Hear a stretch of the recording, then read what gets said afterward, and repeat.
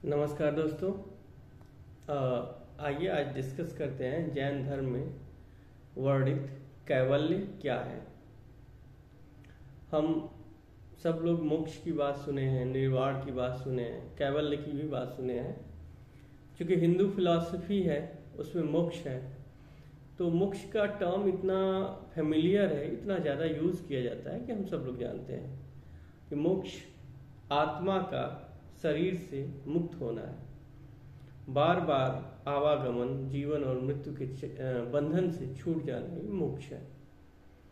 ठीक इसी तरह का कॉन्सेप्ट जैनिज्म और बुद्धिज्म भी लेते हैं। जैन धर्म इसको ही कैवल्य कहते हैं, लेकिन उसके प्रेजेंटेशन और थिंकिंग का तरीका अलग है। ये दोनों धर्म मिला जुला के मानते तो यही है कि व्यक्ति जीवन और मृत्यु के बंधन से अंततः छूट जाए, वही उसके जीवन की अंतिम उपलब्धि है, सर्वोच्च उपलब्धि है। किंतु इसको समझाने और बताने का तरीका अलग अलग है।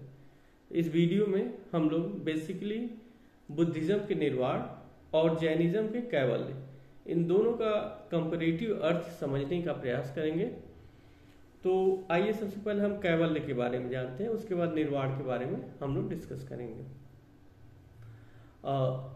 इनफैक्ट जैन धर्म जो है सम्यक ज्ञान की बात करता है। इसके 3 रत्न हैं: सम्यक आचार, सम्यक दर्शन और सम्यक ज्ञान। सम्यक आचार और सम्यक दर्शन पे हम लोग अभी नहीं चर्चा करेंगे, हम लोग सम्यक ज्ञान पे चर्चा करेंगे। सम्यक ज्ञान के अंतर्गत महावीर जैन या फिर जितने जैन के फिलोसोफर्स हैं, उन लोगों का कहना है कि ज्ञान जो सम्यक है वो 5 प्रकार का होता है। सबसे पहला प्रकार है मति। मति का अर्थ होता है जो हम अपने इंद्रियों से जिस ज्ञान को प्राप्त करते हैं, वो सब मति के अंतर्गत आता है। श्रुति यानी वह ज्ञान जो सुनकर प्राप्त किया जाए, जो हमने इंद्रियों से प्राप्त कर लिया है ज्ञान, उसको सोचे समझे विभिन्न प्रकार की मर्यादाओं में बांध कर जब उसको हम प्रसारित करते हैं, इस प्रकार जिस ज्ञान का आदान प्रदान होता है वो श्रुति है। अवधि, अवधि भी भावनाओं और अन्य सारी चीजों से छना हुआ या विकसित हुआ ज्ञान होता है। उसके बाद चौथे प्रकार का ज्ञान है मनः पर्याय। जब आप इतने ज्ञानी हो जाए कि दूसरों के मन की बातें जान ले, तो उस स्थिति को, आपके ज्ञान को मनः पर्याय की स्थिति कहते हैं। ज्ञान की अंतिम स्थिति होती है कैवल्य। तो जैन धर्म का जो मोक्ष है और कैवल ज्ञान है, दोनों लगभग सेम है। कैवल ज्ञान की प्राप्ति के उपरांत ही कोई भी व्यक्ति कैवल्य की प्राप्ति करता है। यानी जैन धर्म का जो मुक्त होना है, बेसिकली ज्ञान प्राप्ति का वो एक हायर स्टैंडर्ड है, जहां जाकर आप स्वयं को मुक्त कर पाएंगे। तो कैवल्य ज्ञान इसको कहते हैं। महावीर स्वामी को कैवल्य ज्ञान हुआ था। कैवल्य ज्ञान के अंतर्गत व्यक्ति इस बात को जान लेता है कि कैसे अपने कार्मिक जो तत्व हैं, कर्म से उपजे हुए पदार्थ हैं, जो अणु हैं, उन अणुओं से कैसे अपनी आत्मा को आप मुक्त करेंगे। इनफैक्ट जैन धर्म के 3 बेसिक कॉन्सेप्ट्स हैं, शब्द हैं, इनको आप समझिए: आश्रव, संवर और निर्जरा। जैन धर्म का मानता है कि हम जितना कर्म करते हैं, वो सारे का सारा कर्म हमारी आत्मा के साथ चिपकता जाता है।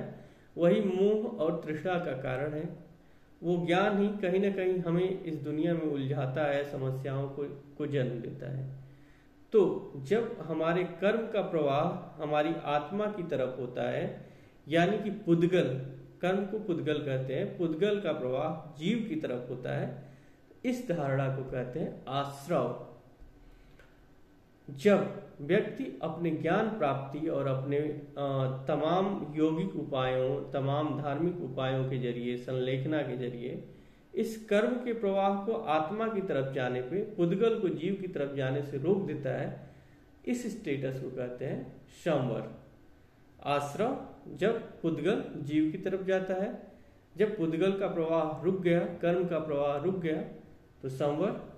और जब संलेखना या अन्य माध्यमों से उस पुद्गल यानी कर्म का प्रवाह जीव से दूर होने लगता है, यानी जब जीव कर्म के बंधन से मुक्त होता है, तो इसको निर्जरा कहते हैं।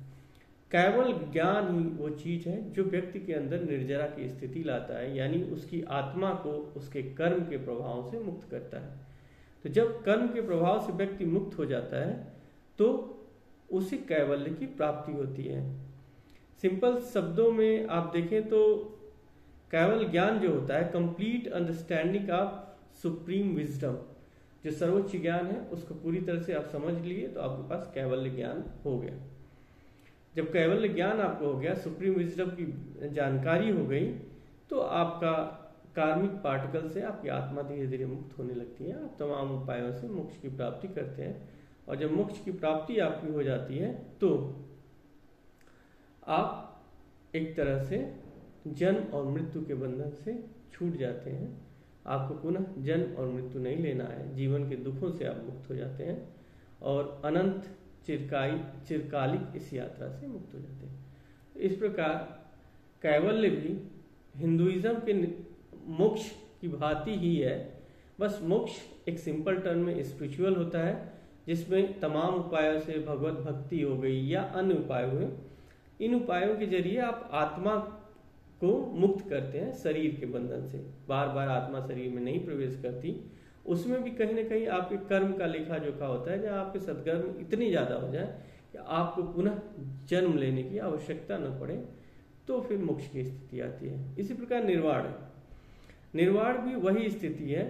निर्वाण बेसिकली बुद्धिज्म का जो है वो मोक्ष को उस तरह डिफाइन करता है। उसका मानना है कि ये सृष्टि हर क्षण भंग होती है, ये सृष्टि हर क्षण भंग होती है, तो क्षण क्षण भंग होने वाली बदलने वाली सृष्टि में आपका भी नवसृजन बार बार होता है।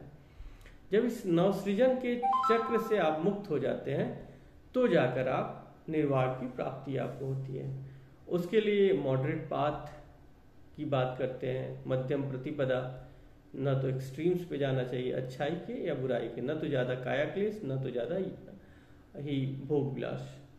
इस तरह एक मध्यम मार्ग का प्रतिपादन करते हैं। अन्य सारे उपायों का प्रतिपादन बुद्ध करते हैं, तो कहीं ना कहीं उनका निर्वाण भी ये मोक्ष की भांति ही है, बस वो क्षण क्षण बदलती हुई दुनिया से खुद को मुक्त कर लेना निर्वाण है।